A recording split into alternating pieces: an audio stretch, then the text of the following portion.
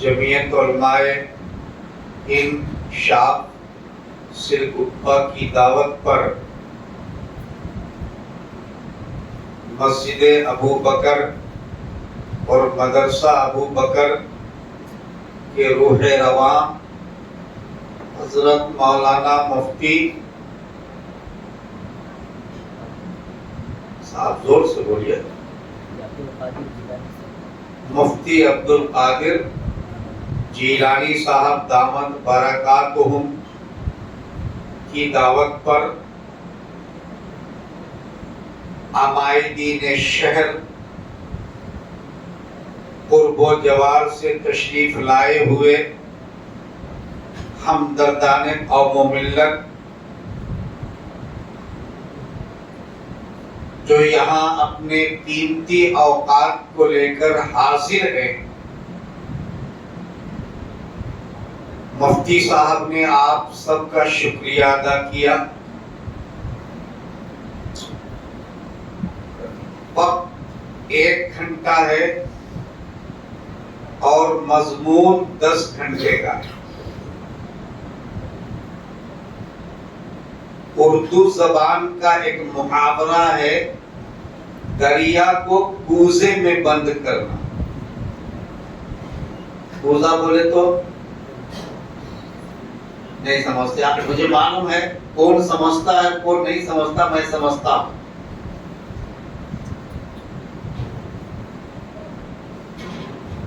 چمبو سمجھتے ہیں؟ چمبو بولے تو لوٹا۔ مٹی کا جو چمبو پہلے ہوتا تھا اب نہیں ہوتا، کہیں کہیں ملتا ہے کچھ خاص موقع کے لیے۔ مٹی کا جو چمبو ہوتا تھا اسی کو کیا بولتے ہیں؟ کوزہ بولتے ہیں۔ دریا بولے تو مسجد کا ہاؤس ہے، دریا کا مطلب کیا؟ مسجد کا ہاؤس۔ تو بولو بھائی، آپ کے علاقے میں کہیں ہے دریا؟ بھول گئے۔ تو دریا کو کوزے میں بند کرنا، 10 گھنٹے کے بیان کو 1 گھنٹے میں سمیٹ کر بولنا، یہ حضرت مفتی عبد القادر صاحب زیدہ مزدہم یا سلیمان علیہ السلام کے وزیر حضرت مولانا آصف ابن برقیہ جیسے باکمال لوگوں کا کام ہے، ہم جیسے ان پڑھ لوگوں کا کام نہیں ہے دوستو۔ 1 گھنٹے میں آدھی ساری الٹی پلٹی جو بھی بات ہوگی میں آپ کے سامنے رکھنے کی کوشش کروں گا۔ آپ سے امید ہے کہ آپ میری اس کمزوریوں کو نہ پکڑیں گے تو بڑی مہربانی ہوگی۔ ساری بات ہو چکی ہے۔ مغرب کی نماز سے پہلے میں نے ایک جملہ کہا، شاید آپ لوگوں نے سمجھا نہیں ہوگا۔ آصف ابن برقیہ، اس مسجد کے مصلیوں کو تو یاد رہنا چاہیے، کیونکہ مفتی عبد القادر صاحب جیلانی، یہ مفتی کا لفظ ہٹا کر اگر اجازت دیں شیخ عبد القادر جیلانی اگر کہا جائے تو کیسا رہے گا؟ بولو نا یارو، ارے بولو بھائی، ارے آپ کے سرگپا کے شیخ عبد القادر جیلانی ہیں، بولو الحمدللہ۔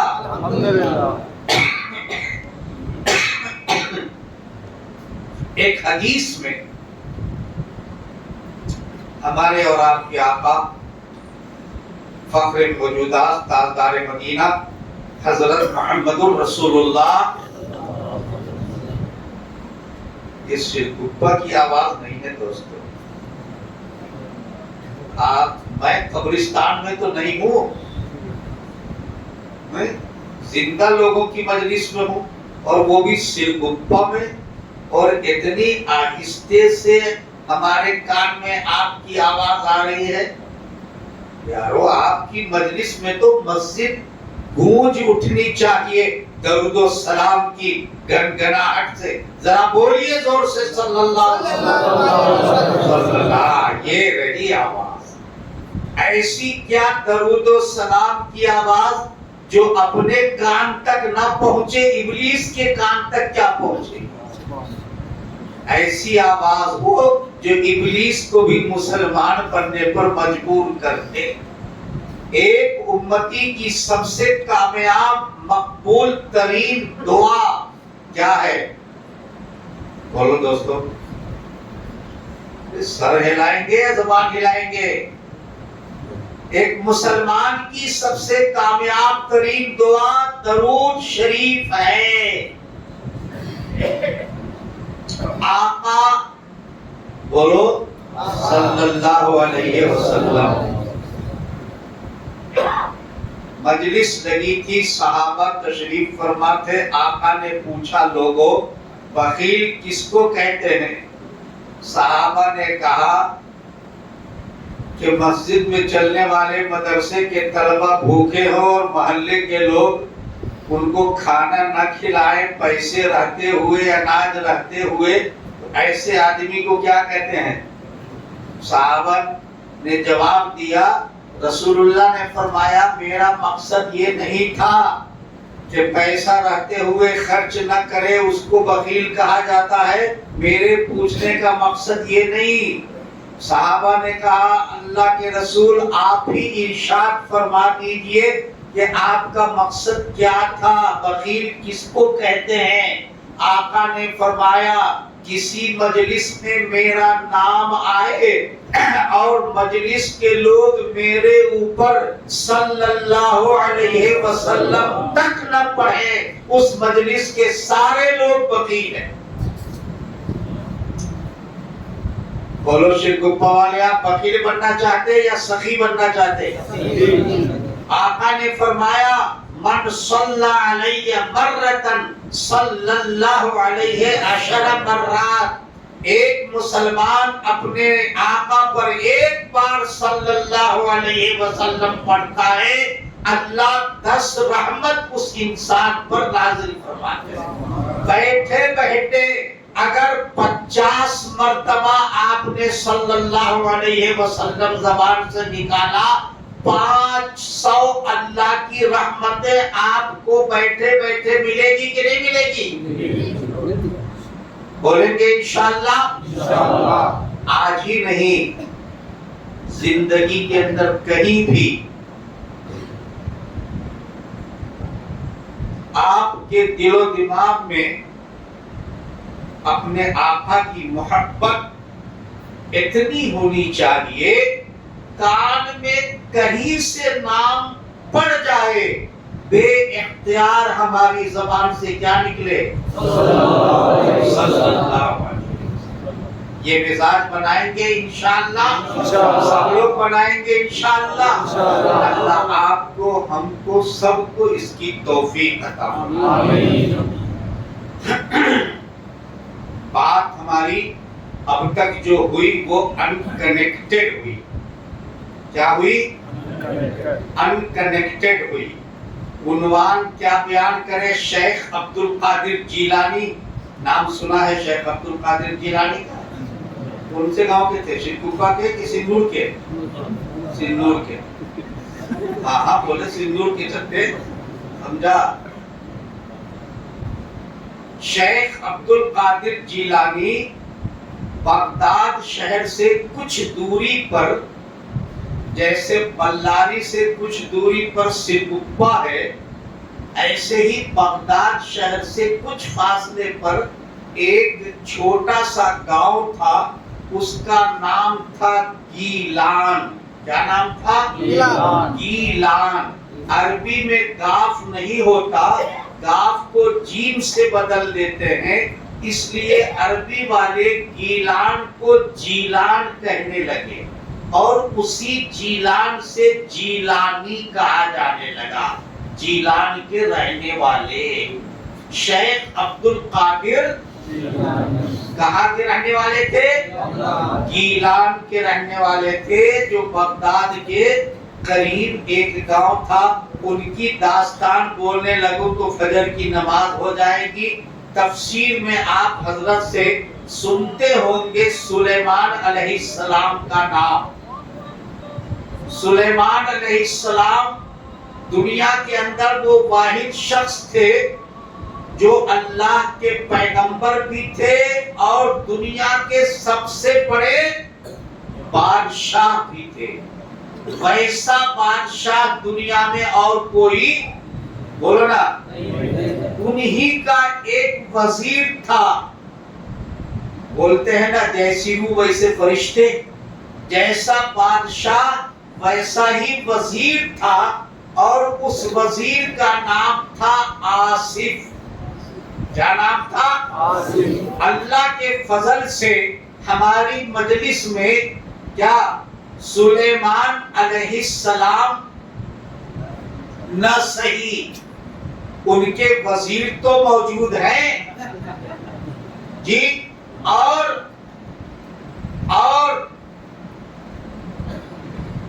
اولیاء کے سردار پیران پیر خواجہ دستگیر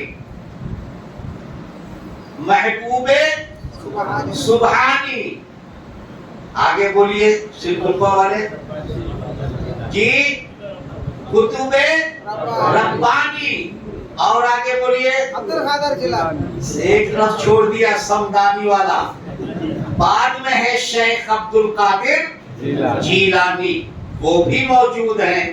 اور اللہ کی کرنی ایسی، مجھے بولنے کی ضرورت اب نہیں پڑے گی، کیونکہ اللہ تعالیٰ نے میرے سے پہلے میرا ایک ڈپلیکیٹ بھیج دیا جو ابھی آپ کے سامنے تقریر کر کے گیا ہے بچہ۔ کیا نام تھا اس کا؟ شاکر۔ تو اب میری چھٹی ہو گئی دوستو، میں مطمئن ہو گیا، مگر وہ بولتے نے نمک کی شریعت دینا پڑتی ہے، نمک کھائے سو ہے، بولتے ہی نہیں بولتے گاؤں میں، تو اب یہ کرسی کی شریعت دینا پڑے گی دوستو۔ مولانا ہمارے بہت پرانے بنگلور کے شناسہ، بڑی عظیم شخصیت، سینٹرل پیلس مرکزی مقام کو انہوں نے اپنی روحانی قوت سے روشن کر رکھا تھا، جس طریقے سے رسول اللہ صلی اللہ علیہ وسلم کے اشارے پر عرب کی مقدس سرزمین کو چھوڑ کر خواجہ معین الدین چشتی راجستھان کے ریگستانی علاقے میں آ کر کے اللہ کے بندوں کی دلوں کی اجڑی بستی کو آباد کرنے کے لیے آ گئے۔ اللہ نے بنگلور جیسے شہر سے سرگپا میں ان کو، یہاں کے مسلمانوں کے دلوں کو ایمان سے روشن کرنے اور ایمانی تندیلوں کو ان کے دلوں میں جلانے کے لیے بھیج دیا ہے۔ اللہ ان کی قدر کرنے کی توفیق عطا فرمائے، زیادہ سے زیادہ ان سے فائدہ اٹھانے کی اللہ توفیق عطا فرمائے۔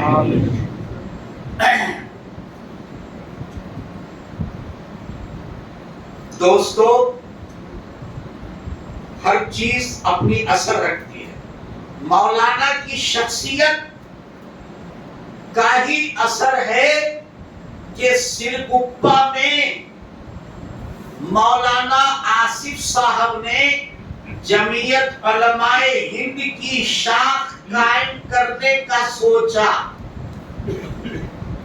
سمجھ رہے ہیں؟ اور ماشاءاللہ آج 15 اگست 1947، آج 1947 ہے، پھر جلدی سے نہ بولنا چاہیے۔ آج 15 اگست 2025 عیسوی کے موقع پر جمعیت علماء ہند کی شاخ سرگپا کا قیام عمل میں آیا. یہ ان دونوں اکابر کی اصلاً فکر کا نتیجہ اور ان کا ساتھ سارے آپ لوگوں نے دیا، تب جا کر یہ ممکن ہوا ہے. بولو. دماغ کہتا ہے کہ بس اسٹینڈ جائیں گے، پاؤں اگر دماغ کا ساتھ نہ دے تو بس اسٹینڈ پہنچ سکیں گے؟ بولو بھائی. دماغ کا ساتھ پاؤں دے گا تو بس اسٹینڈ پہنچیں گے. دماغ سوچتا ہے کھانا کھائیں گے، اگر ہاتھ دماغ کا ساتھ نہیں دے تو کھانا کھا سکیں گے؟ ہاتھ جب ساتھ دیتا ہے تب کھانا ممکن ہوتا ہے. مولانا دونوں نے سوچا جمعیت علماء ہند قائم ہو.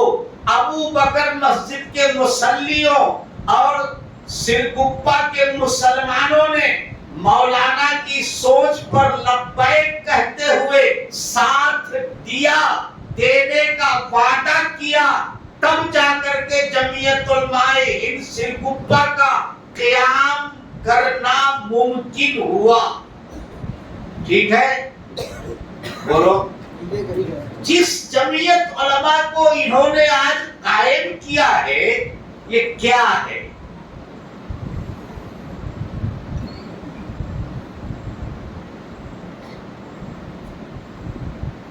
ایک موقع پر انجیر دیکھے آپ لوگ، پھل کھاتے ہیں نا، کتنا کتنا بڑا ہوتا ہے انجیر؟ وہ چھوٹا چھوٹا ہوتا ہے. میں لے گیا ایک جگہ، جن صاحب کے پاس لے گیا، انہوں نے انجیر کبھی دیکھا بھی نہیں تھا، سنا بھی نہیں تھا. ان کے پاس لے گیا تو انہوں نے پوچھا کہ یہ کیا چیز ہے اور کس کام میں آتا ہے. میں نے کہا اس کا نام انجیر ہے، یہ پھل ہے، کھانے میں آتا ہے. صرف منہ سے بولے تو سامنے والا یقین بولو نا نہیں کرتا. ہم نے ایک پیس اس میں سے نکال کر کے کھایا اور کھا کر بتایا کہ یہ انجیر ہے. تب جا کر انہوں نے بھی لے کر کے کھانا شروع کیا. جمعیت علماء ہند کیا ہے؟ آپ کے سامنے انہوں نے رکھا کہ جمعیت علماء ہند قائم کرنا ہے. اب آپ کے دماغ میں بات آئی ہوگی کہ جمعیت علماء ہند جو قائم کرنے جا رہے ہیں، یہ جمعیت علماء ہند کھانے کی چیز ہے یا پینے کی چیز ہے؟ کیا ہے یہ؟ کس بلا کا نام جمعیت علماء ہند ہے؟ مولانا شیخ عبد القادر جیلانی نے اس کے بارے میں آپ کے سامنے جو کچھ بتایا ہوگا. پھر عصر کے بعد مغرب سے پہلے حضرت مولانا آصف صاحب صدر جمعیت علماء ہند ضلع بولو بلاری نے آپ کے سامنے بیان فرمایا. جو لوگ موجود رہے ہوں گے ان کے دماغ میں بات آ گئی ہوگی. ذرا سی نقاب کشائی عزیزم شاکر احمد نے آپ کے سامنے کر دیا. آپ نے جمعیت علماء ہند کا چہرہ دیکھ لیا. رشتہ دیکھنے جاتے ہیں. پرسوں موبائل میں حیدرآباد کا دکھلا رہا تھا، چھوری کو دیکھنے گئے تھے. چہرہ دیکھنے کے بعد اس کی ساس بولتی ہے اپنی بیٹی سے، ذرا باتاں کر تو، گنگی ہے، توتلی ہے کہ صاف بولتی ہے. باتاں کرنے کے بعد ذرا کھڑ کو چلا کو دیکھ تو، لنگڑی ہے کیا صحیح ہے؟ کھڑ کو چلا کے دیکھنے کے بعد بولتی ہے ذرا ہاتھا ہم کر کو دیکھ تو، ہاتھا صحیح ہے کہ للی ہے؟ تو خالی چہرہ دیکھ کر کے کافی وہ سارا دیکھنے کے بعد تب چوائس ہوتا کہ اسے بہو بنانا کہ نہیں بنانا. تو جمعیت علماء ہند کا چہرہ اپنے اس طالب علم کی تقریر سے تو دیکھ لیا، مگر اب اندر سے خواہش ہو گئی کہ جمعیت علماء ہند اور کیا، اس کا ڈیٹیل کیا.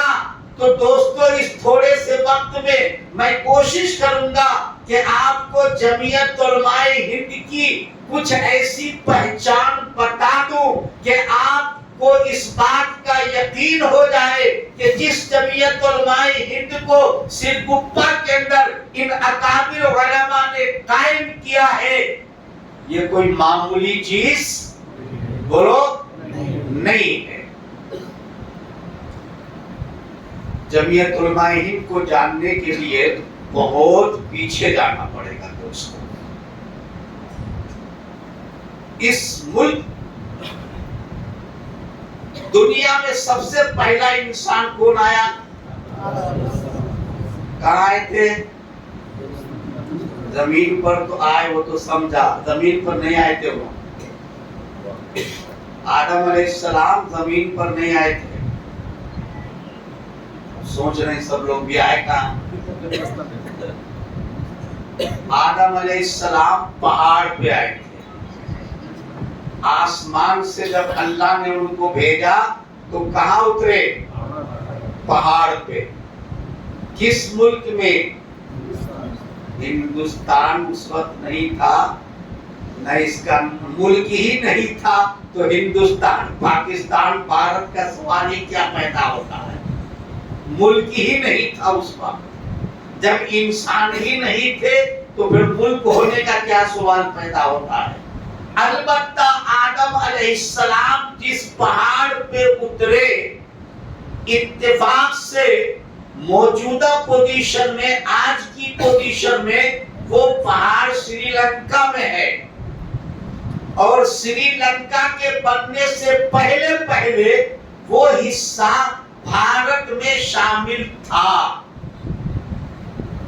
اور سن رہے نا؟ تو اس سرزمین پر، اس دنیا میں سب سے پہلے انسان آدم آئے، اور آدم اللہ کے سب سے پہلے بندے انسان اور سب سے پہلے نبی بھی ہیں، پیغمبر بھی ہیں. دماغ میں رکھیے گا، یہ معلومات ہے. اس ملک میں، اب میں ڈائریکٹ آ رہا ہوں، ہندوستان میں مسلم حکمرانوں نے، مسلم بادشاہوں نے، الگ الگ خاندانوں سے تعلق رکھنے والے مسلم بادشاہوں نے تقریباً 1000 برس حکومت کیا ہے الگ الگ علاقوں پر. 17ویں صدی عیسوی، 1601 عیسوی میں دلی پر مغل بادشاہوں کی حکومت تھی.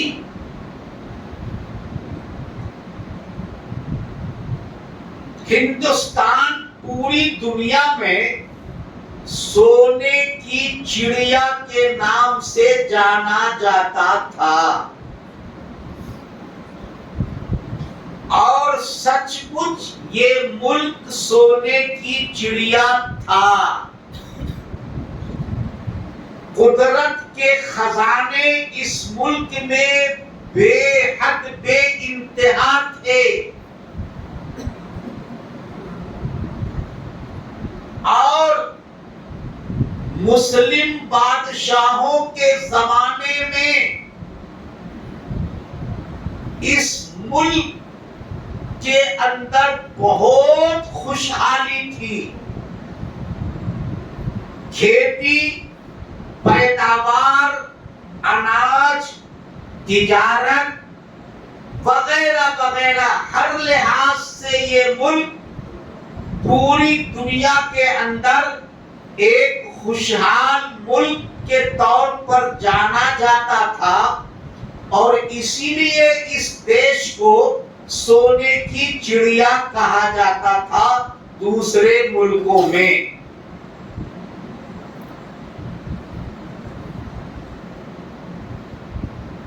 اس کی شہرت سے متاثر ہو کر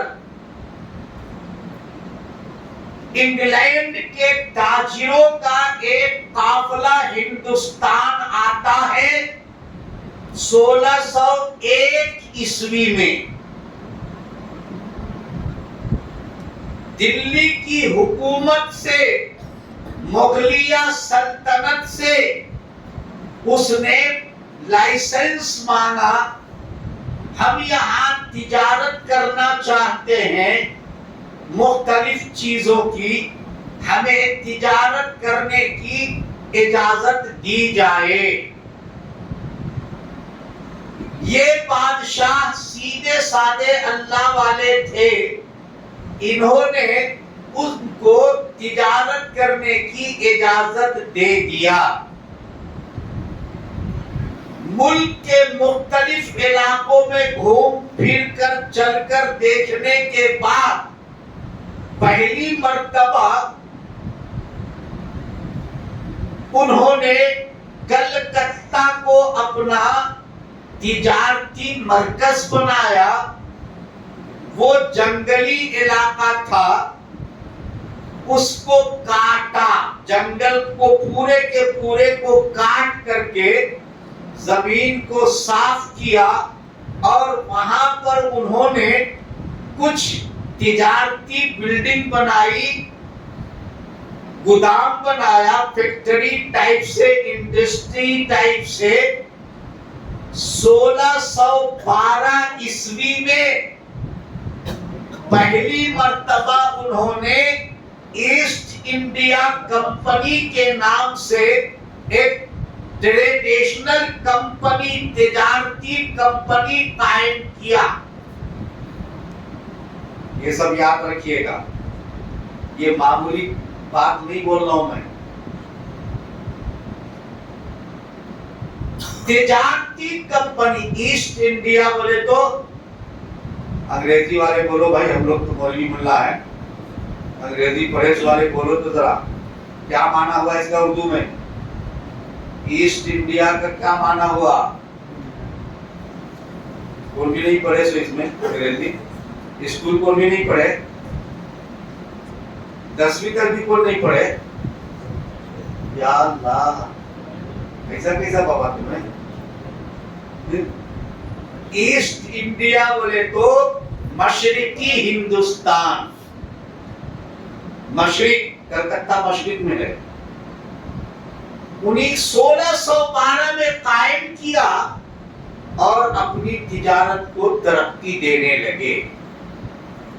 انگریزوں کی نیت ٹھیک نہیں تھی، تجارت کرنے کے بہانے وہ اس ملک پر سونے کی چڑیا پر قبضہ کرنا چاہتے تھے۔ بلڈنگ بناتے گئے اور اپنی تجارتی گودام کی حفاظت کے نام پر سیکورٹی فورس کو بھرتی کرتے چلے گئے۔ نام تھا اس کی حفاظت کے لیے، در حقیقت ہندوستان کی حکومت کے مقابلے میں خفیہ پولیس بھرتی کرنا شروع کیا۔ اور اندر اندر جب وہ مضبوط ہو گئے تو اب خود انہی مسلمان نوابوں اور بادشاہوں کے خلاف غداری کرنا شروع کر دیا۔ یہاں تک کہ جب اسی ایسٹ انڈیا مشرقی ہندوستان کے نواب سراج الدولہ نے یہ محسوس کیا کہ یہ انگریز اس کمپنی کے آڑ میں ملک پر قبضہ کرنا چاہتے، ہم لوگوں کو آپس میں لڑا کر ایک موقع ایسا آیا کہ سراج الدولہ کے خلاف میدان میں چاہے فورس لے کر کے آ گئے۔ اندازہ ہوا کہ ہار جائیں گے، سراج الدولہ سے معافی مانگ کے صلح کر کے پھر چلے گئے۔ اس کے بعد ان کی کالستانی شروع ہوئی۔ سراج الدولہ کے داماد تھے میر جعفر، جو کمانڈر ان چیف تھے۔ انگریزوں نے میر جعفر کو گدی کی لالچ دے کر اپنی طرف ملا لیا، سراج الدولہ کے خلاف بغاوت کرنے پر تیار کیا۔ چنانچہ 1757 عیسوی میں سب سے پہلی جنگ انگریزوں کے خلاف نواب سراج الدولہ کی ہوئی ہے۔ بنگال اور بہار کے بارڈر علاقے میں ایک میدان جس کا نام پلاسی، اس ایریا کا نام پلاسی تھا، تو اسی پلاسی کے میدان میں انگریزوں کے خلاف سراج الدولہ کی پہلی لڑائی ہوئی۔ سراج الدولہ کا داماد میر جعفر میدان جنگ میں اپنی پوری فوج کو لے کر انگریز کے ساتھ جا ملا۔ لالچ دیا تھا سراج الدولہ کو نکال کر تم کو بنا دوں گا، لالچ میں پڑ گیا، جا کر مل گیا انگریز سے۔ سراج الدولہ کو اپنے جان کا خطرہ ہوا، گھوڑے پہ سوار ہو کر میدان سے بھاگا۔ جعفر کا بیٹا میرا جو نواسا تھا سراج الدولہ کا، پیچھا کیا، 10-12 کلومیٹر کی دوری پر جا کر سراج الدولہ کو پکڑ کے کیا کر دیا؟ بولو، قتل کر دیا۔ انگریزوں کے خلاف ہندوستان میں سب سے پہلی جنگ کس نے کیا؟ بولو، سراج الدولہ، یعنی ایک مسلمان نے، یعنی بولو نا، مسلمان ناکام ہو گیا۔ انگریزوں کو ہمت پڑی۔ 1764 عیسوی میں یوپی اور بہار کے بارڈر پر ایک علاقہ ہے جس کو آپ لوگ بھوجپوری سنتے ہیں نا، گانا سننے والے گانا سنتے ہوں گے بھوجپوری۔ وہ علاقہ ہے، وہاں پر دوسری لڑائی 1764 عیسوی میں ہوئی اودھ کے نواب کے ساتھ۔ وہاں بھی انگریز نئے ہتھیار لے کر آئے تھے باہر سے، اس کی وجہ سے کامیاب ہوئے اور وہ نواب شکست کھائے۔ ملک میں انگریز اپنا اقتدار بڑھانے کے لیے چالیں چلتے رہے اور مسلم حکمراں، مسلم بادشاہ، مسلم نواب ان کو ناکام کرنے کی کوششیں اور تدبیریں کرتے رہے۔ وہ لڑائی مشرق سے نکل کے شمال اور مغرب اور جنوب میں پھیل گئی۔ میں شارٹ کر رہا ہوں کہ وقت کم ہے۔ یہاں تک کہ جب آج کا کرناٹک بول رہا ہوں، اس زمانے میں کرناٹک نہیں تھا۔ کرناٹک کب بنا ہے بولو کوئی؟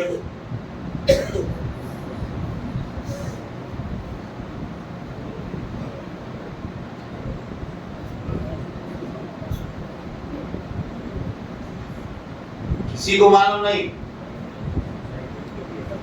جی 15 اگست گزر گیا کرناٹک والوں کے لیے اور معلوم نہیں کہ کرناٹک کب بنا۔ 1956 میں بنا ہے۔ اس سے پہلے کیا تھا؟ میسور اسٹیٹ تھا۔ اس زمانے میں جب جنوب میں یہ لڑائی پہنچی تو اس زمانے کے ایک زبردست بہادر نواب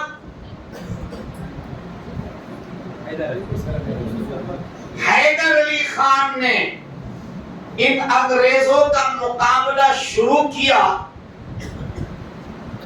اور ان کے بعد ان کے لائق فرزند ہندوستان کے مایہ ناز سپوت فخر ہندوستان شیر میسور حضرت نام کوئی نہیں بول رہے، نام کوئی نہیں بول رہے، نام کوئی نہیں بول رہے دوستو، ہم نام سننا چاہتے ہیں آپ سے۔ شیر میسور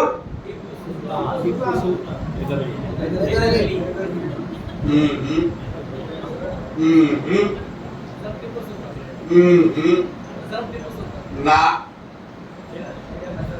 شیر میسور فتح، بولیے آدھا میں بولا آدھا، فتح علی ٹیپو سلطان کا لقب تو بعد میں آیا ہے، نام پہلے حیدر علی نے اپنے بیٹے کا نام کیا رکھا تھا، بعد میں ٹیپو سلطان نام پڑا ہے۔ سلطان نام نہیں ہے، سلطان لقب ہے، خطاب ہے۔ تو شیر میسور ٹیپو سلطان رحمت اللہ علیہ نے انگریزوں کے چھکے چھوڑا دیے، ہر محاذ پر انگریزوں کا مقابلہ کر کر کے اپنی حکمت عملی اور اللہ کی مدد سے قدم قدم پر انگریزوں کو شکست فاش دیتے رہے، اور اب قریب تھا کہ ہندوستان کے اس جنوبی حصے سے انگریزوں کے قدم اکھڑ جائے۔ اپنی پرانی چال کے مطابق انگریزوں نے ٹیپو سلطان رحمت اللہ علیہ کے وزیر اعظم میر صادق کو لالچ دے کر ٹیپو سلطان کے خلاف ملا لیا، اور میر صادق کے ساتھ اس وقت کے جو کمانڈر ان چیف یا ڈیفنس منسٹر جو کہہ لیجئے میر معین الدین تھے، ٹیپو سلطان کے ماموں سسر تھے، صادق چچا سسر تھے۔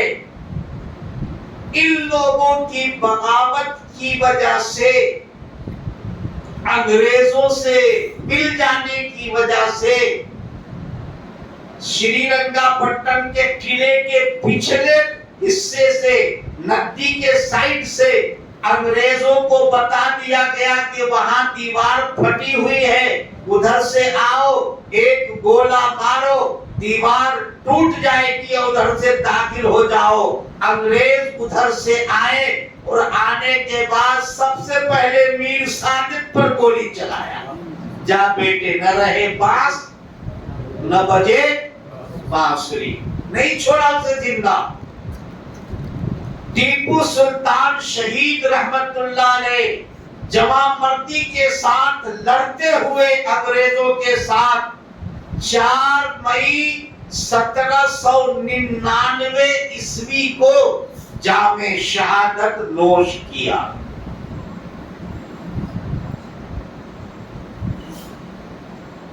ایسٹ میں، مشرق میں انگریزوں کے ساتھ اس کو بھگانے کے لیے سب سے پہلی لڑائی کس نے لڑی؟ نواب سراج الدولہ، وہ بھی مسلمان۔ جنوب میں سب سے کامیاب ترین لڑائی لڑتے ہوئے اپنوں کی غداری کی وجہ سے جو شہید ہو گئے وہ کون؟ حضرت ٹیپو سلطان رحمت اللہ علیہ مسلمان.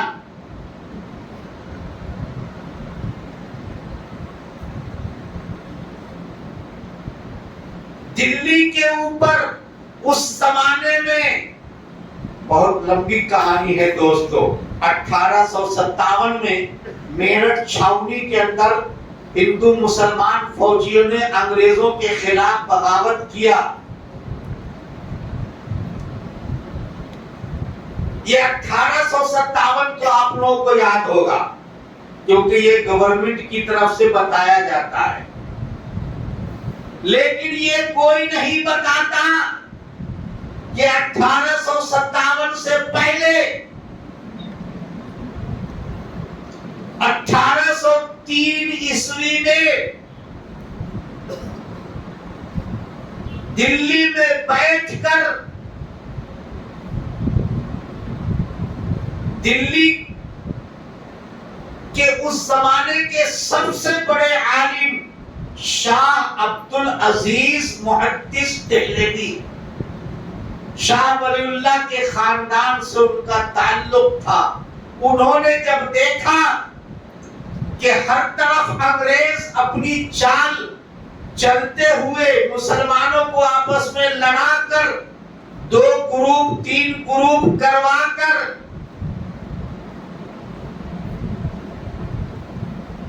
اپنا الو سیدھا کر رہا ہے، 1803 عیسوی میں انہوں نے ایک فتویٰ جاری کیا پورے مسلمانوں پر انگریزوں کے خلاف جہاد کرنا فرض ہے. پھر کیا تھا؟ ملک کے علماء سے جڑے ہوئے دیندار دانشور قومی ہمدردی رکھنے والے مسلمان سر سے کفن باندھ کے اپنے ملک کو انگریزوں کے پنجے سے آزاد کرانے کے لیے میدان میں کود پڑے. سید احمد شہید بریلوی رحمت اللہ علیہ اپنے مریدوں کو لے کر ملک کے مختلف حصوں میں انگریزوں کے خلاف بغاوت کرتے ہوئے ہندوستانیوں کی حکومت قائم کرتے ہوئے لاہور کے علاقے میں پہنچے. بدقسمتی سے پٹھانوں نے غداری کر دیا. راجہ رنجیت سنگھ کو خبر کر دیا کہ سید احمد بریلوی اور ان کے رفقا بالا کوٹ کے پہاڑی کے بیچ میں قیام کیے ہوئے ہیں. رنجیت سنگھ کا بیٹا شیر سنگھ 20,000 کی فوج لے کر چلا. راتوں رات چپکے سے ان مجاہدین کے قافلے پر شبخون مارتا ہے، حملہ کرتا ہے. یہ سب سو رہے تھے بے فکری میں. چنانچہ اسی حملے میں 1831 عیسوی کے اندر بالا کوٹ کے اس میدان میں سید احمد شہید بریلوی رحمت اللہ علیہ اور ان کے کم و بیش 300 ساتھی وہی شہید ہو گئے. اجتماعی شہادت سب سے پہلے اگر کسی کی ہوئی ہے تو کس کی ہوئی ہے؟ بولو، ارے بولو نا، مسلمانوں کی. دلی شہر میں سب چھوڑتے جا رہا ہوں دوستوں کیونکہ وقت نہیں. اگر آپ مسجد میں نہ رکھتے، باہر میدان میں رکھتے اور 2-3 گھنٹے کا 4 گھنٹے کا وقت ہوتا تو آپ کو ڈیٹیل ایک ڈیٹ بائی ڈیٹ بتاتا آپ کو. مگر اس کا وقت نہیں ہے.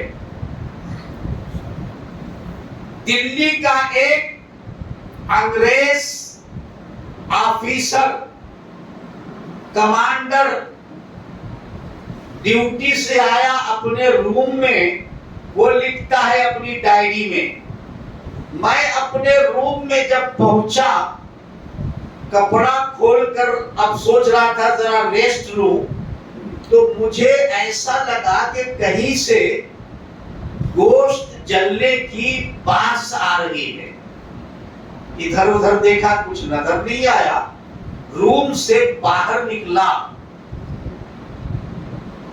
تھوڑی دور پر گیا تو میں نے دیکھا 40 مولویوں کو دہکتے ہوئے انگارے میں ایک ساتھ باندھ کر جلایا جا رہا ہے. انگریز آفیسر 40 مولویوں کو ایک ساتھ رسی میں باندھ کر آگ میں جلا رہے ہیں, اور 40 مولویوں کو باندھ کر لائن سے کھڑا کیے ہوئے ہیں. میں پہنچا اور میں نے وہ خطرناک منظر اپنی آنکھوں سے دیکھا, مگر اس سے زیادہ حیرت کی بات وہ تھی جو میں نے اپنے کانوں سے سنا. ان انگریز آفیسروں نے ان 40 مولویوں سے کہا, تم اب بھی یہ کہہ دو کہ انگریز حکومت کے خلاف ہم نے کچھ نہیں کیا ہے تو تم کو چھوڑ دیا جائے گا, ورنہ جیسے ان 40 لوگوں کو جلایا جا رہا ہے تم کو بھی ایسے ہی جلایا جائے گا. ان 40 لوگوں کو اپنے سامنے جلتا ہوا دیکھ کر کے, اس کے باوجود ان 40 مولویوں نے ان انگریز آفیسروں سے کہا, مجھے جلتے ہوئے اپنی جان دے دینا تو پسند ہے, مگر انگریز کی حکومت کو قبول کرنا پسند نہیں. کروڑوں رحمتیں نازل کرے اللہ ان نیک بندوں کی قبروں پر. آمین بولو زور سے. معمولی بات ہے. ارے ایک انکریمنٹ رک جائے گا. 1977 اور 76 عیسوی میں اندرا گاندھی کے اعلان پر کتنے لوگوں نے کٹ آف کروا لیا تھا. پرانے لوگوں کی بات ہے, نئے بچے لوگ نہیں جانتے. جو پرانے لوگ ہیں وہ جانتے ہوں گے. 1976-77 عیسوی میں آ کر آیا تھا کٹوانے کا, نس بندی کا. یار وہ کیسے کیسے لوگوں نے کرا لیا تھا.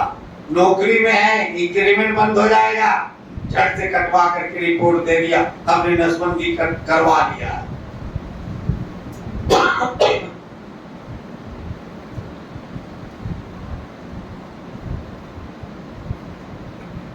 اس وقت بھی ایک عالم دین نے ہی مخالفت کی. میں نے خود پڑھا ہے, سیاست جدید کانپور کا پیپر نکلتا تھا اردو کا ڈیلی. اس پیپر میں شیعہ کمیونٹی کے اس وقت کے لکھنؤ کے سب سے بڑے عالم تھے کلب عابد, اب وہ زندہ نہیں ہیں بیچارے. انہوں نے اتنی موٹی کتاب لکھی, میں نے وہ کتاب خود پڑھا تھا, میرے پاس وہ کتاب تھی, کوئی صاحب لے گئے, پتہ نہیں کون لے گئے. اس میں انہوں نے لکھا تھا نسبندی کرانا اسلامی روح سے جائز ہے. اجمیر شریف کے کسی سجادہ نشین, نام یاد نہیں رہا, انہوں نے لکھا تھا نسبندی کے خلاف جو مولوی فتویٰ دے رہے ہیں وہ اسلام کے دشمن ہیں. لیکن اسی میں مسلم پرسنل بورڈ کے اس وقت کے جنرل سیکریٹری, دارالعلوم دیوبند کی شورا کے ممبر, عمارت شریعہ بہار، اڑیسہ، جھارکھنڈ کے اس وقت کے امیر شریعت حضرت مولانا سید منت اللہ رحمانی نے دلی کی جامع مسجد میں نماز جمعہ کے بعد 1.25 لاکھ مسلمانوں کے مجمع کے درمیان کھڑے ہو کر کے ڈنکے کی چوٹ پر اعلان کیا تھا، نسبندی حرام ہے، حرام ہے، حرام ہے۔ منت اللہ رحمانی کا یہ اعلان ہے، جس کو جو کرنا ہے کرو۔ شیروانی کا بٹن کھول کر کہا چلاؤ گولی، گولی کھانے کو تیار ہوں، مگر اسلام کی کوئی غلط بات برداشت کرنے کو تیار نہیں۔ یہ ہے علماء۔ دوستو، ان 40 مولویوں کو بھی جلا دیا گیا۔ کس نے قربانی دیا؟ کوئی بتائے تاریخ کہ کسی بھی کمیونٹی اور جماعت کے 4 لوگوں کو ایک ساتھ جلایا گیا ہو؟ دلی سے لے کر لاہور تک جانے والی سڑک کے کنارے جتنے درخت تھے، ہر درخت پر ٹوپی ڈالی کرتا والے مسلمان کی لاش لٹک رہی۔ ہاتھی پر لے جایا جاتا، وہاں پھانسی کا پھندا ہوتا، درخت کی شاخ میں گلے میں ڈال دیا جاتا اور ہاتھی کو آگے بڑھا دیا جاتا۔ 3 دن کے اندر 14,000 علماء کو پھانسی پر لٹکایا گیا۔ دوستو، ایسی قربانیاں مسلمان اور علماء اس ملک کی آزادی کے لیے دیتے رہے۔ سب سے پہلے آزادی کا چراغ مسلمانوں نے جلایا۔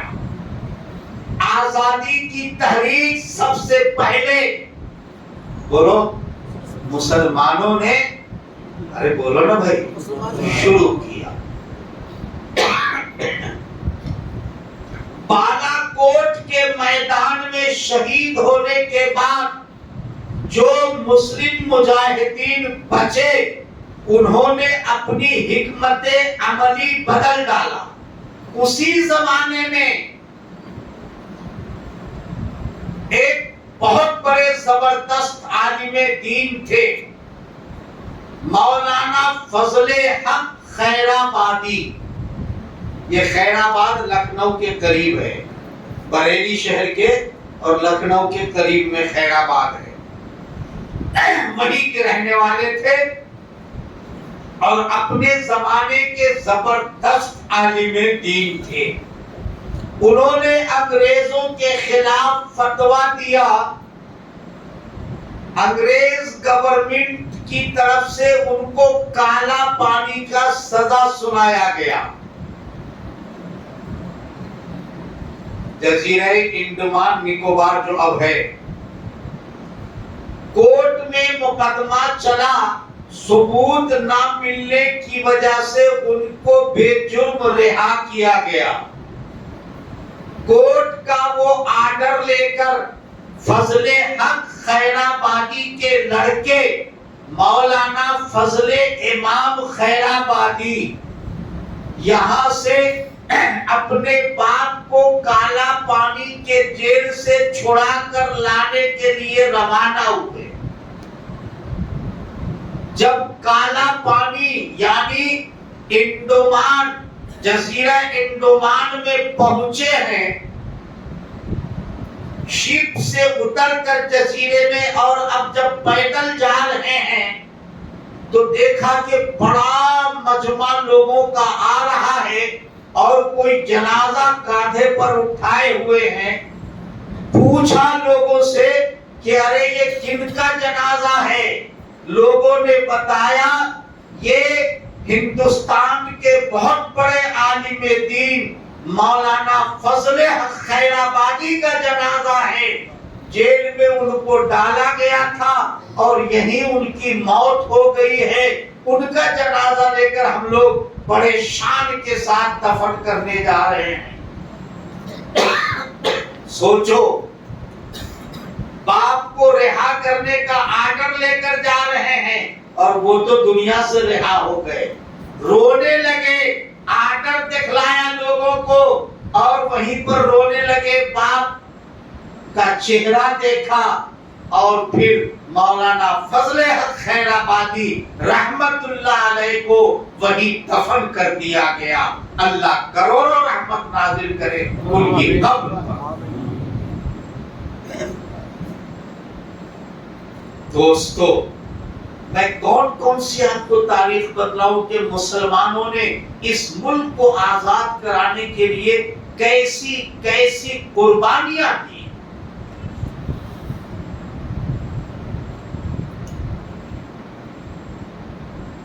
बहुत शॉर्ट में आ रहा हूं क्योंकि टाइम अब करीब है। आजादी की तहरीक चलती रही। बालाकोट के मैदान से आने के बाद उलमा ने अपनी लड़ाई का अंदाज बदला। अंग्रेजों के पास जदीद हथियार थे, उनका मुकाबला करना मुश्किल हो रहा था। अपने लोगों की गद्दारी, यहाँ बिरादराने वतन उस वक्त तक जंगे आजादी की तहरीक में शरीक बोलो नहीं हुए थे। इक्का दुक्का इनफिरादी तौर पर लोग थे, इज्तिमाई तौर पर बिरादराने वतन यहाँ के जिहाद आजादी में शरीक। उनके दिमाग में ये बात डाल दी गई, हुकूमत गई है मुसलमानों की, तुम ना देखो क्या करना। समझे नहीं? तुम ना नौकरी मिल रही, जागीर मिल रही, तुम्हें कहीं कुछ सिर खराब हो तो उनके साथ जाने लड़ने मरने। उनके दिमाग में ये बात डाली गई थी। उसी जमाने में उस हिकमत अमली को बदलने के तौर पर 1866 ईस्वी में दारुल उलूम देवबंद की बुनियाद रखी गई।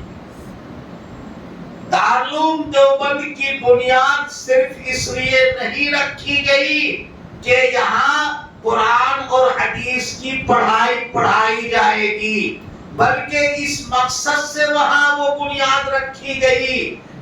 एक तरफ अपने दीन की हिफाजत के लिए, दीनी तालीम को फैलाने के लिए यहाँ उलमा तैयार होंगे, कुरान के लिए हुफ्फाज तैयार होंगे, और दूसरी तरफ अपने मुल्क की आजादी की तहरीक को जिंदा रखने के लिए उलमा यहाँ से तैयार।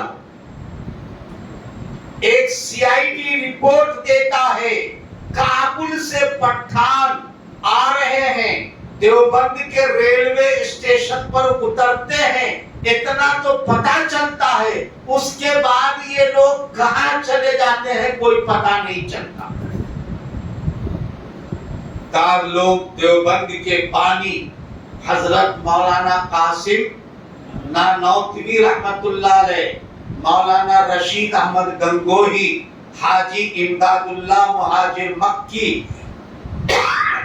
और उनकी टीम के लोगों ने हिकमत अमली बदल करके काम शुरू किया। उसी दारुल देवबंद में एक मौलाना, उनका नाम मुल्ला महमूद, और पढ़ने वाला एक तालिब इल्म, उसका नाम महमूद। वही महमूद पहला तालिब इल्म आगे चल करके हजरत मौलाना महमूदुल हसन देवबंदी यानी शेखुल हिंद के नाम से मशहूर हुए, जिन्होंने इस देश के इस मुल्क की आजादी की कमान संभाल लिया, अपने शागिर्दों को इसके लिए तैयार किया। اور ملک کی آزادی کا چراغ روشن کرنا شروع کر. انہوں نے ایک تحریک شروع کیا, کئی چیزیں شروع کی, میں سب کو چھوڑتے جا رہا ہوں. تحریک ریشمی رومال, آج بھی انگلینڈ کے میوزیم میں جائیے, اس کا ڈیٹیل ملے گا. بڑا رومال تھا, اس رومال کے اوپر پیغام لکھ کر کے دے دیا ان کو کہ لے جاؤ, ان کو دے کر کے آ جاؤ. اب رومال گردن پر رکھا ہوا, اس کو کون چیک کرے گا؟ تحریک ریشمی رومال. ان کے شاگردوں میں ایک بہت شاندار شاگرد تھے, مولانا عبید اللہ سندھی. سندھ کے رہنے والے تھے, بعد میں مسلمان ہوئے تھے, اور ایسے پکے مسلمان اور ایسے پکے عالم دین بنے. شیخ الہند مولانا محمود حسن دیوبندی رحمت اللہ علیہ کے شاگردی کا حق ادا کیا. انہوں نے کابل کے اندر ایک حکومت بنائی, جلا وطن حکومت جسے بولتے ہیں, ملک سے باہر جو قائم کرتے ہیں. اس حکومت کا پہلا پریزیڈنٹ سردار کن کو بنایا تھا مولانا, دماغ میں ہے؟ کون سنگھ ہے نا؟ نہیں نا, ولبھ بھائی پٹیل تو برسوں کے ہیں, اس وقت پیدا بھی نہیں ہوئے.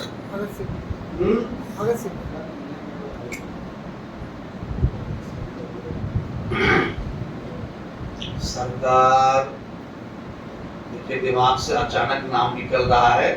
ان کو پہلا پریزیڈنٹ بنایا. مولانا برکت اللہ بھوپالی کو پہلا پرائم منسٹر بنایا. عبید اللہ سندھی فارن منسٹر بنے.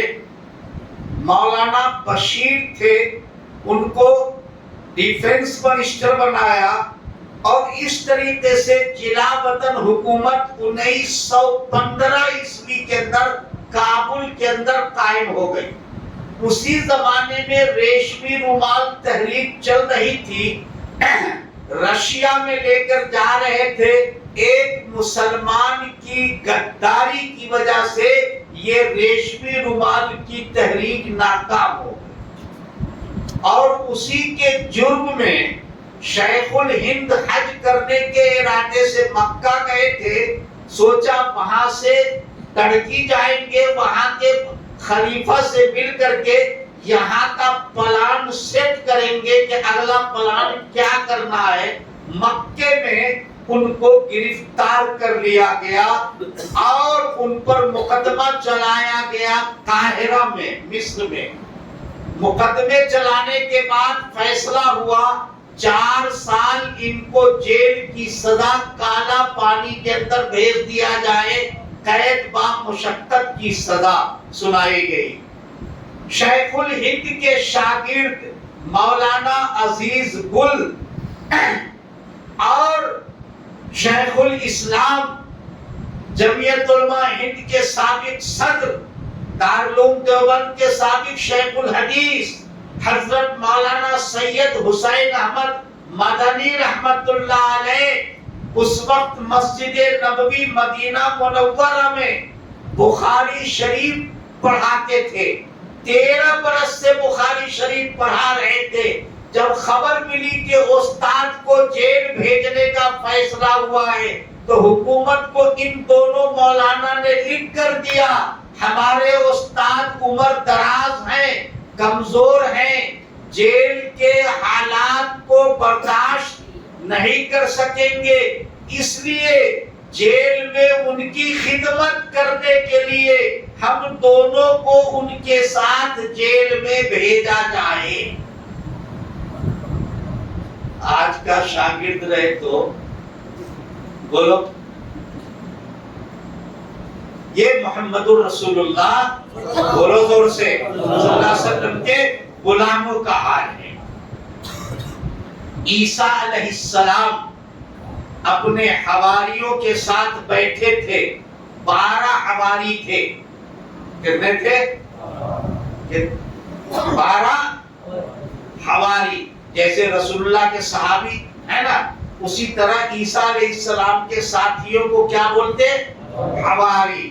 12 حواری کے ساتھ بیٹھے تھے۔ یہودی بادشاہ کی طرف سے پولیس والے عیسیٰ کو گرفتار کرنے کے لیے آئے۔ سارے کے سارے حواری اپنی جان لے کر بھاگ کھڑے ہوئے۔ کسی نے عیسیٰ علیہ السلام کو بچانے کی کوشش ارے بولو نا نہیں کیا۔ کسی نے یہ نہیں کہا کہ ہم عیسیٰ علیہ السلام کے ساتھ ہم کو بھی جیل میں لے کر کے چلو۔ سب بھاگ کھڑے ہوئے۔ ان میں سے ایک ہندوستان میں آئے تھے، مالابار کے علاقے میں پہلا چرچ اسی علاقے میں قائم ہوا تھا۔ ایک وہ تھے اور ایک یہ ہے غلامان محمد، جنہوں نے اپنے استاد کے ساتھ خود لکھ کر دیا کہ ہم کو جیل میں بھیجا جائے۔ مالٹا کی جیل میں تشریف لے گئے۔ نہ عزیز گل حافظ، نہ محمود حسن حافظ، نہ حسین احمد حافظ۔ رمضان آیا، محمود حسن نے کہا شاگردوں سے، حسین احمد لگتا ہے کہ اس بار جیل میں ہم لوگ تراویح میں قرآن مکمل نہیں سن سکیں گے، کیونکہ نہ میں حافظ نہ تم حافظ، تو قرآن سنائے گا کون؟ سورہ تراویح پڑھنا پڑے گا۔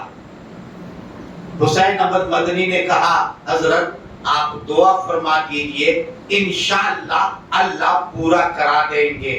صبح سے شام تک ایک پارہ قرآن یاد کرتے اور عشاء کے بعد تراویح میں وہ ایک پارہ قرآن حسین احمد مدنی سنا دیتے۔ 1 مہینے میں قرآن کے حافظ ہو گئے، جیل کے اندر قرآن کے حافظ ہوئے۔ 4 سال جیل میں رہنے کے بعد آزادی ملی 1920 عیسوی کے اندر۔ یاد رکھیے گا ہندوستان کے حالات بدلتے چلے گئے۔ اسی زمانے میں 1900 غالباً 39 کا زمانہ ہے شاید، جب ہندوستان کی ایک عظیم ترین جنگ آزادی کی شخصیت، سورما رہنما مولانا محمد علی جوہر، نام سنا ہے نہیں سنا؟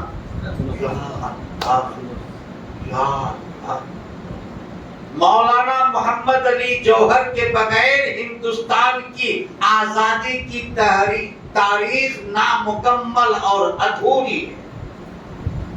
گول میز کانفرنس تھی 1930 میں انگلینڈ کے اندر، وہاں گئے اور انگریزوں سے وہاں ان کی کانفرنس میں کہا یا تو ہندوستان کو مکمل آزادی دو، آزادی کا آرڈر لے کر جاؤں گا، ورنہ میں غلام ہندوستان میں جانے کو تیار نہیں ہوں۔ انگریزوں نے آزادی نہیں دیا اور اتفاق سے وہی ان کا انتقال ہوا۔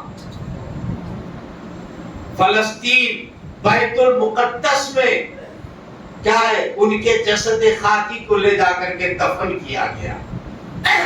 کون ہے ایسا اس ملک کا کوئی ایک بتا دے کہ ہمارے جیالوں نے ایسی قربانی پیش کی ہے؟ آزادی دو ورنہ ہم اپنے ملک میں نہیں جائیں گے۔ دوستو 1919 کا زمانہ ہے، نومبر کا مہینہ ہے، خلافت مولانا محمد علی کے بھائی مولانا شوکت علی اور دوسرے کئی بڑے دانشور اور علماء کی سرکردگی میں خلافت کمیٹی کا اجلاس دلی میں ہو رہا تھا۔ اسی موقع پر ہندوستان کے بڑے علماء سب جمع ہو گئے تھے۔ سب جماعت کے علماء تھے، یہ یاد رکھیے گا، سب جماعت کے علماء تھے۔ سب نے مشورہ کیا علماء کی ایک جماعت بننی چاہیے۔ چنانچہ اسی موقع پر 1919 عیسوی نومبر کا مہینہ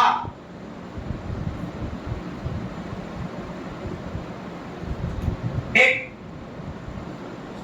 جگہ پر مشورہ ہوا، اور مشورہ ہوا کہ ٹھیک ہے علماء کی ایک جماعت بنے۔ اسی وقت مشورے سے طے ہوا کہ اس جماعت کا نام جمعیت علماء ہند رکھا جائے۔ اس وقت اس کے صدر مفتی کفایت اللہ صاحب جو دلی ہی کے رہنے والے تھے، مدرسہ امینیہ کے اندر استاذ تھے، اس کے محتمم تھے مولانا مفتی کفایت اللہ کو پہلا صدر، اور مولانا احمد علی سعید وہ بھی دلی کے تھے اور بڑی شاندار تقریر کرتے تھے، ان کو جنرل سیکریٹری بنایا گیا 1919 میں۔ شیخ الہند مولانا محمود حسن دیوبندی، شیخ الاسلام حسین احمد مدنی، یہ لوگ جب مالٹا کی جیل سے رہا ہو کر بمبئی آئے 1920 کے اندر، ایک بڑا اجلاس ہوا بمبئی۔ اسی اجلاس میں موہن داس، آگے بولو، یہ کتنی جلدی یاد ہے؟ جتنی جلدی یہ یاد ہے، میں تنقید نہیں کر رہا ہوں، یاد رہنا چاہیے، ہمارے دیش کے بڑے رہنما ہیں وہ، اسی طرح اور بھی نام یاد رہنا چاہیے۔ موہن داس کرم چند گاندھی بھی اس پروگرام میں جو بڑا استقبالیہ اجلاس ہوا تھا موجود تھے، مشورے ہو رہے تھے۔ شیخ الہند کی نظر پڑی اور کہا کہ وہ جو سامنے بیٹھا ہوا ہے دبلا پتلا نوجوان، اسے آگے بلاؤ۔ آگے بلایا گیا، لوگوں سے کہا، تعارف پوچھا، کہا کہ یہ بھی کانگریس کے ایک کارکرتا ہے، آزادی کی تحریک سے جڑا ہوا نوجوان ہے، افریقہ میں وکالت کرتے تھے، وکالت کو چھوڑ کر کے آ گئے ہیں، اپنے ملک کی تحریک آزادی سے جڑ گئے ہیں۔ شیخ الہند نے کہا، مجھے اس جوان کی پیشانی میں ایسا لگ رہا ہے کہ اگر اس کو ساتھ لے کر ملک کی آزادی کی تحریک چلائی جائے تو کامیابی ملے گی۔ موہن داس کرم چند گاندھی جی کو جمعیت علماء ہند والوں نے اپنے پلیٹ فارم سے، اپنے خرچہ سے 3 برس تک پورے ملک کے مختلف علاقوں میں پھرایا، برادران وطن کے درمیان لے گئے، بڑی بڑی سبھائیں کروائی اور ان کو لوگوں میں پاپولر کروایا۔ لکھنؤ کے اندر جمعیت علماء کا اجلاس ہوا، مولانا عبد الباری فرنگی محلی جو اس وقت جمعیت علماء یوپی کے صدر تھے، انہوں نے مائک پر آ کر اعلان کیا کہ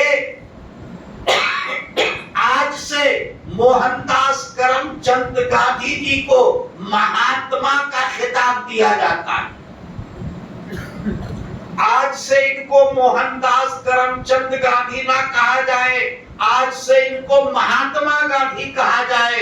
یہ اس لیے تاکہ برادران وطن ان کی عزت کرے، ان کی بات مانے اور آزادی کی تحریک سے لوگ جڑ جائیں۔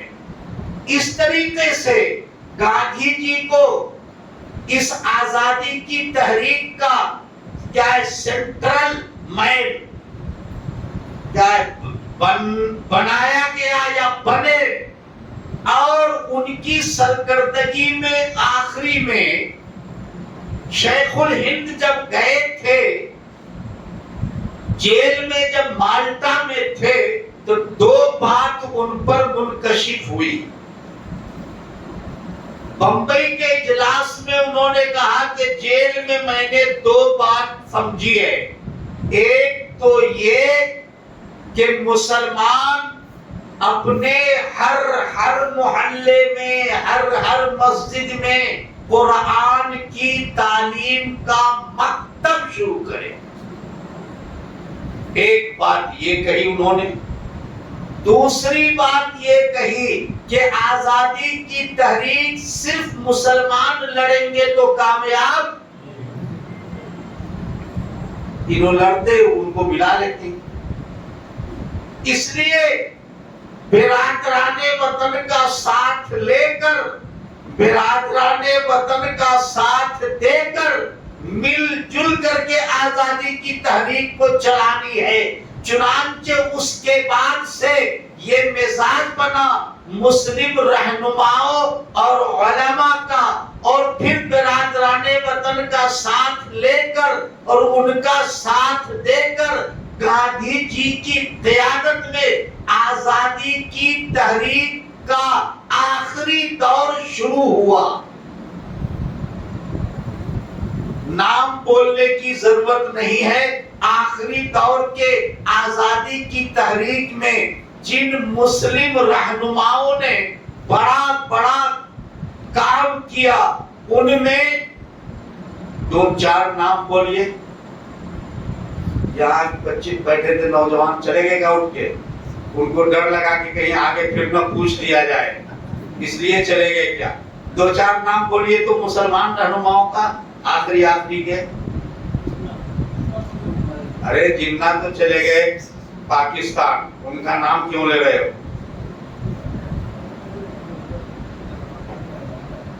بولو. کوئی دو تین مولانا ابوالکلام آزاد مولانا بولے. مولانا ہے، مولانا کا نام بولنے والے. اور بولو ذرا. ارے آپ لوگ کیوں بول رہے ہیں؟ میں ان سے پوچھ رہا ہوں. اشفاق اللہ خان تو بہت پہلے شہید کر دیے گئے تھے. رام پرساد بسمل اور اشفاق اللہ خان کو دونوں ایک ساتھ پھانسی پر چڑھا دیے گئے. ابوالکلام وہی رہ کر کے وہی ایک نام. ارے ایک دو نہیں، آخری زمانے میں جہاں غیر مسلم بھائیوں کے کئی بہت اچھے رہنماؤں اور لیڈروں نے ہندوستان کی آزادی کی تحریک میں دل و جان سے اپنا یوگدان پیش کیا، وہی مسلمان رہنماؤں نے بھی ان سے پیچھے نہیں رہے، آگے بڑھ کر کے اپنا یوگدان پیش کیا ہے. مولانا ابوالکلام آزاد تو سب سے آخری کے ہیں. مولانا حسین احمد مدنی ہیں. مولانا حفظ الرحمان سیوہاروی ہیں. حکیم اجمل خان ہیں. رفیع احمد کدوائی ہیں. سیف الدین کچلو ہیں. ڈاکٹر انصاری ہیں. تو ایک لمبی فہرست ہے.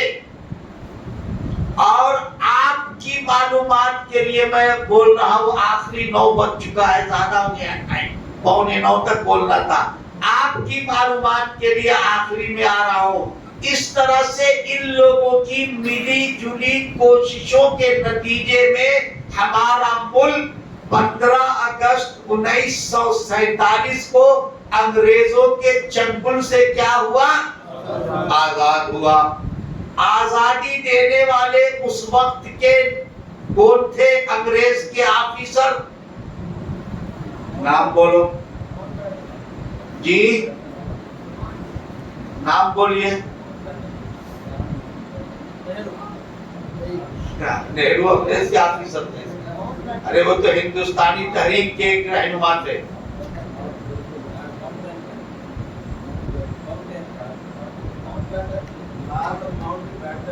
ہاں چلیے، کسی ایک نے تو کفارہ ادا کیا.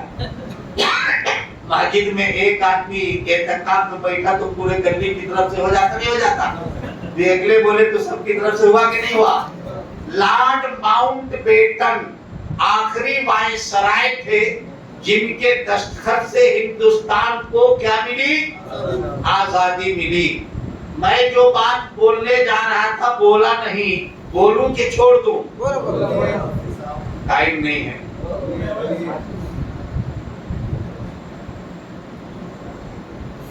ڈاکٹر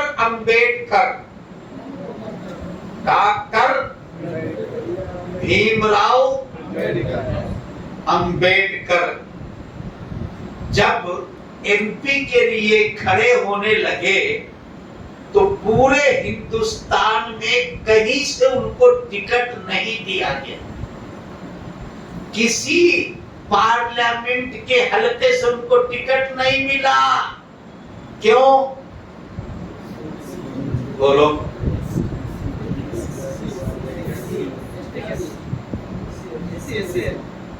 اس وقت ایس سی ایس ٹی کا لفظ نہیں تھا, یہ تو بعد میں بنا ہے. اس وقت تک ایس سی ایس ٹی کا ورڈ کیا ہے, کانسٹیٹیوشن میں نہیں آیا تھا.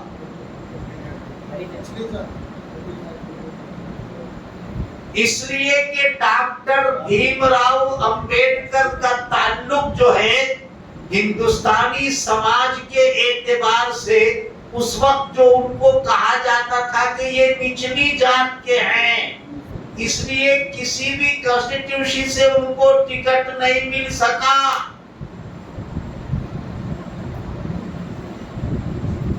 بنگال کے سہروردی نے اپنے علاقے سے ریزائن دیا اور وہاں سے بابا صاحب کو ٹکٹ دلوا کر کے ایم پی کے ٹکٹ پر ان کو جتوا کر کے تب پارلیمنٹ میں لے کر کے آئے. یہ چیز امبیڈکر والوں کو بتانا چاہیے. میں اس پر نہیں بولنا چاہتا ہوں اس وقت کیونکہ یہ ایک لمبی کہانی ہے, لیکن یہ ایک تلخ حقیقت ہے کہ امبیڈکر صاحب کو پارلیمنٹ تک پہنچانے والے کون؟ امبیڈکر صاحب کو انگلینڈ بھیج کر, آکسفورڈ یونیورسٹی بھیج کر لا کی ڈگری کروانے والا نواب کون؟ احمد آباد کا مسلمان نواب اپنے خرچے سے بھیم راؤ بابا صاحب امبیڈکر کو باہر ملک بھیج کر کے لا کی ڈگری کروایا ہے, جو ہندوستان کا مائع ناز ثبوت بنا. اس کے پڑھنے کے درمیان بھی ایک مسلمان کی مدد ہے, پارلیمنٹ میں پہنچانے والا بھی ایک مسلمان ایم پی اپنے حلقے سے ریزائن دے کر ان کو جتوا کر کے لاتا ہے, کیونکہ جس علاقے سے وہ ریزائن دے کر ان کو کھڑا کیا گیا تھا وہ 99% مسلمانوں کا علاقہ تھا.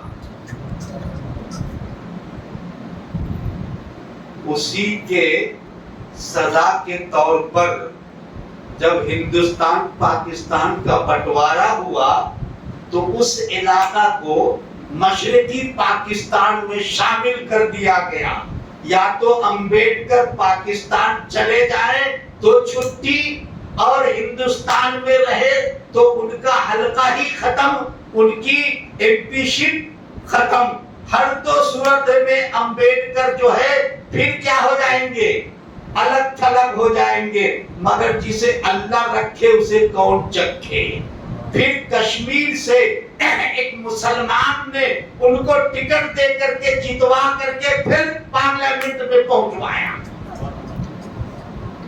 جادو وہ جو سر چڑھ کے بولے, تب جا کر کے کہیں لوگ مجبور ہوئے کہ کانسٹیٹیوشن کی ڈرافٹنگ کمیٹی کی جو لسٹ بنائی گئی اس لسٹ کا چیئرمین ڈاکٹر بھیم راؤ امبیڈکر کو بنایا گیا. یاد رکھیے اکیلا انہوں نے کانسٹیٹیوشن نہیں بنایا ہے, ایک ٹیم تھی, ٹیم ورک تھا.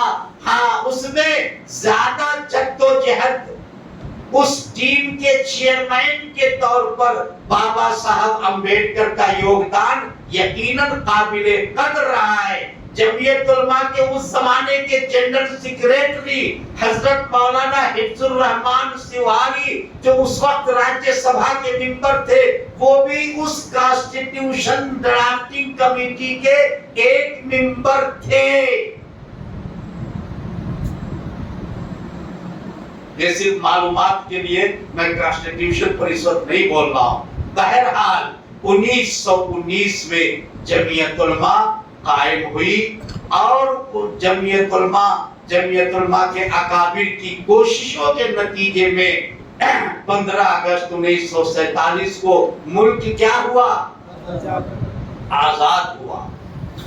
لاہور کے اندر اجلاس لگا ہے، کوئی تقریر کرنے کو تیار نہیں ہے. بڑا مجمع ہے، حکومت کے لوگ ہیں، جج ہے. آخر میں جمعیت علماء کے اصولوں کے ذمہ دار حضرت مولانا سید حسین احمد مدنی رحمت اللہ علیہ، جو ابھی محمود مدنی کے دادا تھے، دارالعلوم کے شیخ الحدیث تھے، انہوں نے اسٹیج پر کھڑے ہو کر کے اعلان کیا انگریز کی حکومت میں پولیس میں بھرتی ہونا حرام ہے، حرام ہے، حرام ہے. انگریز جج نے کھڑے ہو کر پوچھا، حسین احمد تم جو بول رہے ہو سمجھ رہے ہو تمہارے اس بولنے کے بدلے میں کیا سزا مل سکتی ہے؟ تم کو پھانسی کی سزا ہو سکتی ہے، یہ سوچ کر بولو کہ تم کیا بول رہے ہو. حسین احمد مدنی رحمت اللہ علیہ مسکرائے اور جج سے کہا، جج صاحب بغل میں سے کفن کا کپڑا نکالا. جج صاحب حسین احمد اپنا کفن اپنے ساتھ رکھتا ہے، حسین احمد اپنا کفن اپنے ساتھ رکھتا ہے، آپ کے ڈرانے سے ڈرنے والا نہیں ہے. ہر طرف انگریز پولیس گن لیے کھڑی ہے. اب چلا تب چلا. حسین احمد مدنی نے شیروانی کا سینہ کھولا، کہا چلاؤ گولی. یاد رکھو ایک عالم دین بول رہا ہے، زندگی میں پہلی مرتبہ انہوں نے اپنے آپ کو عالم دین کہا تھا. ایک عالم دین بول رہا ہے تم جو گولی چلاؤ گے تیرے سینے پر لوٹ کر کے گولی جائے گی. اور اسی موقع پر انہوں نے ایک شعر کہا تھا، بڑا خوبصورت شعر، لیے پھرتی ہے بلبل چونچ میں گل. بندوق بلبل اور اس کے منہ میں جو گولی ہے اس کو پھول کہا تھا. لیے پھرتی ہے بلبل چونچ میں گل، یعنی بندوق کی گولی لے کر کے یہ پولیس والے پھر رہے ہیں. شہید ناز کی تربت کہاں ہے، تلاش کر رہے ہیں کہ شہید ناز جو شہید ہو گیا ہے اس کی قبر کہاں ہے، اس پر لے جا کر پھول چڑھائے. یعنی حسین احمد کو تلاش کر رہے کہ گولی چلائے. دوستو ایسی قربانیوں کے بعد تب جا کر کے مولانا ابوالکلام آزاد نے احمد نگر جیل کے اندر 3 سال کا زمانہ کاٹا. نہرو وہی تھے، گاندھی جی وہی تھے اور کئی لوگ وہی تھے. قید و بند ان کی بیوی کلکتہ میں گزر گئی، زلیخا خاتون، اور مولانا آزاد جیل میں ہے. انگریزوں نے خط لکھا، بیوی کے جنازے میں شرکت کرنے کے لیے آپ جا سکتے ہیں. جواب دیا، میں انگریز کی طرف سے مہلت لے کر اپنے بیوی کے جنازے میں جانا پسند نہیں کروں گا. ایسی قربانیوں کے بعد تب یہ ہمارا دیش آزاد ہوا ہے. جمعیت علماء نے آزادی حاصل کرنے کے بعد اپنی محنت کا رخ سماج کی اصلاح، تعلیمی ترقی، بھلائی، فروغ، جمجا سوشل ویلفیئر جسے بولتے ہیں، اس کی طرف جناب انہوں نے موڑ دیا. ملک میں کبھی فساد ہوا، جمعیت علماء آگے آئی. زمینی اور آسمانی آفت آئی، جمعیت علماء سب سے پہلے آگے آئی. اور جب ملک کے اندر مسلم نوجوانوں کو ناحق گرفتار کر کر کے جیل کی سلاخوں کے پیچھے پھینک دیا گیا، کوئی جماعت آج تک ان کو چھڑانے کے لیے آگے نہیں آئی ہے. صرف اور صرف جمعیت علماء ہند ہے جو اب تک سینکڑوں نوجوانوں کو سپریم کورٹ سے مقدمہ لڑ کر کے جن کے پھانسی کا فیصلہ ہوا تھا، ایسے نوجوانوں کو سپریم کورٹ سے رہا کروا کر ان کے بال بچوں میں ان کو بھیجا ہے. یہ ہے جمعیت علماء ہند. دوستو آپ نے سرگپی میں مولانا کی نگرانی میں، قیادت میں، مولانا آصف صاحب کی نگرانی میں جو جمعیت علماء ہند کی شاخ قائم کرنے کا ارادہ کیا ہے اور قائم کیا ہے، یہ بہت ہی مبارک قدم ہے۔ آج بہت ساری جماعتیں اپنے اپنے اعتبار سے ملک، ملت اور سماج کی خدمات انجام دے رہی ہیں۔ ہم کسی جماعت کا نہ نام رکھتے ہیں نہ ان کی خدمتوں کو گھٹاتے ہیں، سب اپنے اپنے اعتبار سے ٹھیک ہیں، لیکن جمعیت علماء اس وقت تھی جب کوئی جماعت نہیں تھی، اور انشاءاللہ اس وقت بھی رہے گی جب کوئی جماعت نہیں ہے۔ اس لیے جمعیت علماء کا ساتھ دینا ہمارا ایمانی اور اخلاقی فریضہ ہے۔ اللہ آپ لوگوں کی مدد کرے اور جمعیت علماء کو جو قائم کیا ہے اس واسطے سے قوم اور ملت اور ملک کی خدمت کرنے کا موقع دے، اور اپنے آپ کو کسی سے ڈرنے کی ضرورت نہیں ہے۔ یہ ملک جتنا سب کا ہے اتنا آپ کا بھی ہے۔ اس ملک کی ذمہ داری بھی آپ پر اتنی ہے، اور اس ملک پر حق بھی آپ کا اتنا ہی ہے۔ نہ کسی سے پیچھے ہٹنا ہے، نہ کسی سے ڈرنا ہے، بلکہ سب کے ساتھ مل جل کر اس دیش کی تعمیر و ترقی اور بھلائی میں سب سے آگے بڑھ کر کے ہم کو عبدالحمید کے طریقے سے اور اسی اشفاق اللہ خان کے طریقے سے، اے پی جے عبدالکلام کے طریقے سے، اور آج کی صوفیہ خاتون بیگم کے طریقے سے ہم کو اپنے دیش کے لیے بڑی سے بڑی قربانی دینے کے لیے تیار رہنا ہے۔ اپنے دیش پر آنچ نہیں آنے دینا ہے، انشاءاللہ۔ اللہ ہم سب بولیے سب انشاءاللہ، بولیے سب انشاءاللہ، بولیے سب انشاءاللہ، بولیے سب انشاءاللہ، سب ہاتھ اٹھا کر بتائیے سب انشاءاللہ۔ مبارک مبارک، اللہ قبول فرمائے۔ وما علینا الا البلاغ۔ جزاک اللہ احسن الجزا۔ حضرت والا کا ہم تہہ دل سے شکر گزار ہیں۔ سرزمین سرگپا میں جنگ آزادی کے عنوان پر شاید میرے ناقص علم کے مطابق یہ پہلی مرتبہ ہے جس کے اندر ہندوستان کی مکمل آزادی کی تاریخ کو 1 گھنٹے کے اندر سمیٹنے کی کوشش کی گئی، اور آج کے اس اجلاس میں ہم تمام آئے ہوئے مجمع سے یہ گزارش کرتے ہیں کہ یہاں سے ایک بات ضرور لے کر جاؤ، وہ یہ ہے کہ ہندوستان کی آزادی میں ہم برابر شریک ہیں، بلکہ ہندوستان کی آزادی میں سب سے پہلے آزادی کی آواز لگانے والے مسلمان ہیں، اور مسلمان کب سے کب تک رہا حضرت کے بیان سے الحمدللہ واضح ہو چکا۔ پھر میں دوبارہ